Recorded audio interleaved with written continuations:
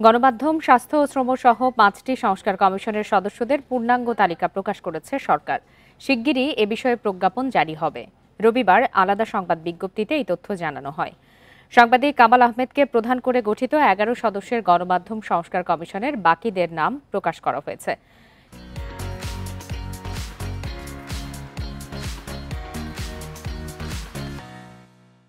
বিলসের নির্বাহী পরিচালক সৈয়দ সুলতান উদ্দিন আহমেদকে প্রধান করে চূড়ান্ত হয়েছে ১০ সদস্যের শ্রম সংস্কার কমিশন।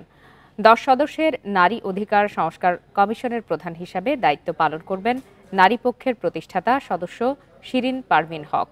এদিকে অধ্যাপক এ কে আজাদ খানকে প্রধান করে চূড়ান্ত করা হয়েছে স্বাস্থ্য সংস্কার কমিশনের ১২ সদস্যের নাম। অধ্যাপক তোফায়েল আহমেদকে প্রধান করে ৮ সদস্যের স্থানীয় সরকার সংস্কার কমিশনের বাকি সদস্যদের নামও চূড়ান্ত করেছে সরকার।